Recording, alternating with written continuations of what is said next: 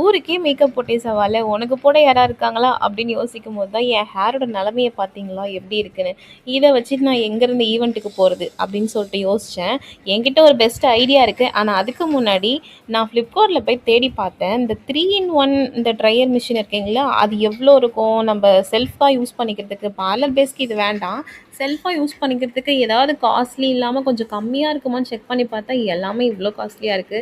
So இது நமக்கு தேவையில்லாத கன்டென்ட்டு. நம்ம எப்பயும் போல நம்ம ட்ரையர் இருக்கு, கோம்பு இருக்கு. இத வச்சு எப்படி நம்ம ஹேரை வந்து நல்லா ஸ்ட்ரெயிட்டா, வால்யூமா எப்படி காட்டலாம் அப்படின்னு சொல்லிட்டு தான் வல்லவனுக்கு புல்லும் ஆயுதம்டான்னு சொல்லிட்டு இறங்கிட்டேன்.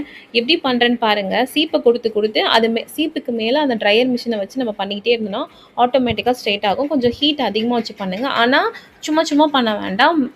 மந்த்லி ஒன்ஸ் பண்ணுங்க. ஹீட் ப்ரொடெக்ஷன் ஸ்ப்ரேலாம் யூஸ் பண்ணிட்டு பண்ணுங்க. எப்படி இருக்குது பார்த்தீங்கன்னா, 2 ஹேருக்கும் இருக்கிற டிஃப்ரென்ஸையும் பாருங்கள். அந்த ஹேர் எப்படி இருக்குது, இந்த ஹேர் எப்படி இருக்குன்னு சொல்லிட்டு டிஃப்ரென்ஸையும் நீங்கள் பாருங்கள். ஸோ 2 பக்கமும் நான் இதே மாதிரியே பண்ணி முடிச்சுட்டு இதுக்கு மேலே கிளம்பலாம்டா ஜாலியாக நினைக்கும் போது தான் வடிவேல் சார் டைலாக் ஞாபகம் வருது. இவ்வளோ பண்ணிய செவ்வால மண்டை மேலே இருக்கிற கொண்டையை மறந்துட்டேன். 2 ஹேரையும் நான் அழகாக முடிஞ்ச அளவுக்கு ட்ரையர் பண்ணிட்டேன். ஸோ ட்ரையர் பண்ணி முடிச்சதுக்கப்புறம் என்னோட ஹேரை எனக்கே பார்க்குறதுக்கு 2 கண்ணு பத்தலை, அவ்வளோ அழகாக இருந்துச்சு. ஸோ உங்களுக்கும் பிடிச்சிருக்குன்னு நினைக்கிறேன். இந்த ட்ரிக் பிடிச்சிருந்தா கண்டிப்பாக ஒரு லைக் பண்ணிடுங்க. நம்ம சேனல் பிடிச்சிருந்தா சப்ஸ்கிரைப் பண்ணி லைக் பண்ணுங்கள். இப்போ தான் இன்னும் நிறையா வீடியோ போட எனக்கு இன்ட்ரெஸ்டிங்காக இருக்கும். ஸோ அவ்வளோதான் கைஸ், பாய் டாட்டா.